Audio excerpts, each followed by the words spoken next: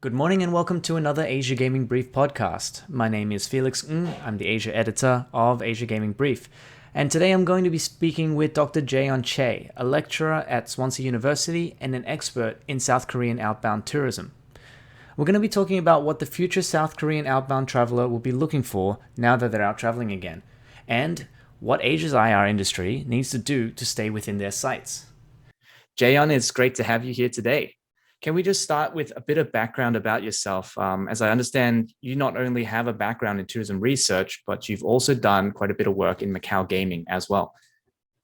Hello, Felix. Thanks so much for the invitation. I actually briefly lived in Macau for 2 years, and I did some research on gaming and tourist behavior in Macau. And I also actually researched on how Macau casinos can be very similar to religious pilgrimage for Chinese tourists. So I would, Really? yeah, it was quite a bit wild. But yeah, I've been very interested in Chinese and Korean tourist behavior in Macau, and that has been just fascinating. So I'm really happy to hear if I can share anything. Yeah, I, yeah. I mean, and great that you have that interest and experience in both Chinese and Korean outbound tourism, because I'd say these two are probably the hottest markets for integrated resorts throughout Asia. And especially with China and the zero COVID policy that's been ongoing, there really isn't a lot of opportunity from that side of things. So I think a lot of operators are looking at South Korean outbound tourists. The recent reopening of borders and the doing away with quarantine will certainly help that. So I'd really love to hear from you today about what all that looks like, and how that will what opportunity that's going to bring to our industry. So let's just start by getting into the meat of things here. The topic is South Korea. So for the uninitiated, what has been the outbound tourist situation there over the last 2.5 years? Very good question, Felix. So we've been basically blocked from going to any Asian countries because their borders are shut. But luckily, European destinations open a little bit earlier than Asian countries. So South Koreans have been going to Europe in the past 2 years. So we had to do 14-day quarantine on our return. But even with that cost, Koreans have been going to Europe in the past 2 years. And I Right. think it's sustain even in the post-COVID time. That's what experts say. Right. So even with the quarantine, and they're still willing to go, but obviously the numbers would have dropped. Do you have any ideas of what those outbound numbers look like in the last 2 years? I don't have exact numbers, but yeah, numbers were dropping. But from this year, April, the quarantine rule is lifted. So Mm. South Korea have been going to Europe and USA actually even more from last month, April. So Right. yeah. So it's been growing and growing, and it is to be expected. So you mentioned Europe and the US. Where exactly in Europe and the US have you been going to? Have they been going to Asia at all? Not Asian countries just yet, but for US, Los Angeles has been the most popular destinations for South Korean to go Right. uh, here, and Hawaii for honeymooners. And for Europe, France, Switzerland, Italy, and Spain.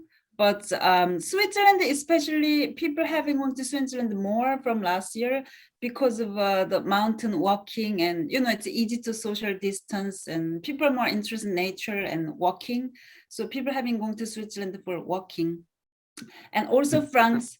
France has been interesting because traditionally and pre-COVID times, Koreans would go to France for shopping and city sightseeing. But during pandemic time, they would go to like small towns in southern France and do their own things and also go for walking. So that they've been going to France anyways, but the activities have been changing. And so people are not very into like city and shopping anymore, but more interested in the nature part of Right. France. So that definitely makes sense for Europe. Very, very beautiful landscapes and things, and lot of hiking.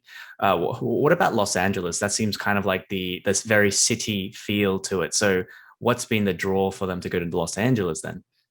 Yeah, it's also I also lived in Los Angeles for a couple of years, but Koreans have such connection with Los Angeles because there's so many Koreans living there, and K-town, and we see Los Angeles on TV like all the time. So I think people just feel like they have to go to Los Angeles before they die at least once or something. So yeah, people have been interested in Los Angeles. I think because of really mass media, TV shows and movies, and also K-town. And some of the restaurants in Cape Town actually have better Korean food than Seoul. Yeah, I said right. that. So yeah, so that has been. I'll have to visit Cape Town next time I go. My wife is actually from Los Angeles, so Oh, pre-pandemic we used to go once a year. So yeah, I mean, I actually have never been to Cape Town before in Los Angeles, so I definitely have to check that out. yeah, I can tell you, Felix, their Korean barbecues are actually better than Korean barbecues in Seoul. Oh, then I definitely need to go. I love Korean barbecue. Okay, so there's quite a few different places that they've gone to, and you kind of touched on this a little bit. They wanted to stay away from the cities. They wanted the more nature hiking experience.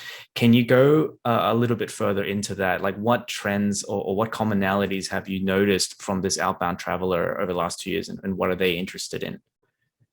Yeah, they've been definitely interested in more like nature and walking, but also before pandemic, people are, Koreans are very interested in going to famous places and popular destinations, but people have been a little bit changing and they're looking for more meanings and they look for places, activities that what actually means to them for healing and therapy and wellness and well-being. So people have been changing their behavior and prefer the activities, kind of focusing on themselves instead of going to popular, famous places. So that has been Right. changing. And instead of going to like a capital cities, they go to like, just small towns to kind of relax. So Mm. that has been changing. And what about and this is what's happening in Chinese travelers. A lot of them are wanting this, to really become one with the culture of the country that they're visiting. So, say you went to Cambodia, you'd want to really just get into the culture of things. You want to eat the food that they're eating, and this seems to be a trend that's coming up in Chinese outbound travelers. Is that the same for Koreans as well? Yeah, very similar. I mean, people know Chinese people are foodies, but South Koreans are foodies as well. But I think it's kind of like quite hidden, right? But Mm. all Koreans are foodies actually, and they when they go to destinations, they make sure to have local food and local cuisines, but but they will not go to the small alleys to find authentic restaurants. Right. Generally speaking, Korean tourists don't like to go to this, dirty streets or go to The this back like alleys. Yeah. no. They like to go to really clean, air conditioned, again like a fine dining kind of places, and especially Koreans, they only have 8 days for annually per year on average. They really have a really short vacation time, so they want to make sure spend money and have kind of luxurious experiences, and it's even more now. So Hmm. they look for local food and cuisines, but they want air conditioned nice like a settings. So again, Macau has really smart approaches for South Korean tourists. All this integrated resort, they have a local cuisines within the casino property, like egg tart Hmm. in Venetian, and all this street food in Galaxy. So I Yes. think that's kind of right approach for Korean, and they have like street food vendors within casino property in their garden. So I think they kind of worked pretty well for Macau. Right. Okay. Interesting. An interesting point about the very little annual leave. I didn't realize how little that they had. Does that mean that in that 8 days they typically come to one country and spend the entire 8 days, or maybe it's 6 days because of travel, but within that country, do they travel from? Do they tend to travel from hotel to hotel, or explore different regions of the same country, or do they really just stay in one hotel and one place? What does it typically look like? I think pre-COVID time, or even even before, people used to go to on a like a package tour, go to like 3 countries within 8 days, right? Like Macau, Hong Kong, and Germany and Croatia, all these things. But I think that's changing. People are trying to stay in one place more. But hotel-wise, I think they try to move around to experience the hotels and take pictures and make sure to include on their social media. So hotels, I don't think they like to stay in one place. They like to stay in multiple several places, but in the one country, so that they can maybe it's they can really absorb as much as they can from that one place, and maybe the next year they go somewhere else and try something else new, right? Exactly. Yeah, and also for social media as well. The social media. What's the main social media channel that they use in Korea? I've read that YouTube has been the most popular channel, but also we have Naver. Have you heard of Naver? Yes, yeah, Naver, yeah.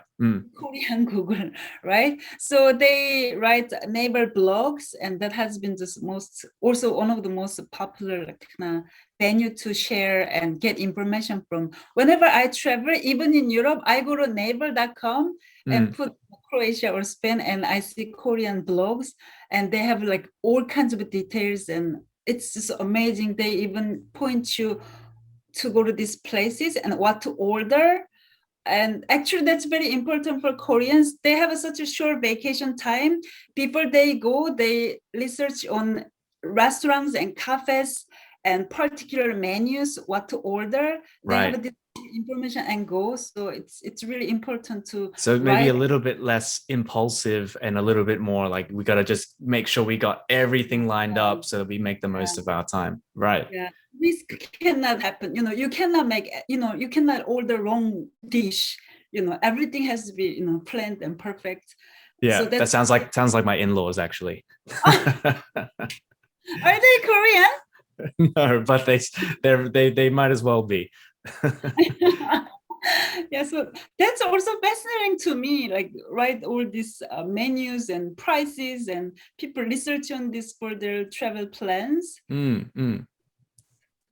Very interesting. Okay, and just to round all this off, like let's say I was a integrated resort operator somewhere in Asia, maybe Vietnam, maybe it's Cambodia, or maybe it's Macau.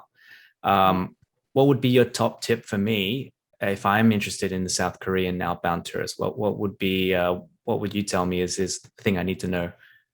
Number one, you have to find this influence on naver.com and YouTube and approach them and invite them for fam tour or something. Fam tour blogs and vlogs are powerful for South Korean market. So I think finding these influencers on naver.com and YouTube is crucial step. Because if these places don't exist on naver.com blogs or vlogs, people wouldn't really, people would question. So it's really important to have this by influencers in Korea. Right. Okay. So it's like if you're not on the first page of Google, you don't exist, basically. Yeah. Naver. You gotta be there. You gotta be there on Naver. Okay. All right. Yeah. Excellent advice. Is there anything else that you would suggest?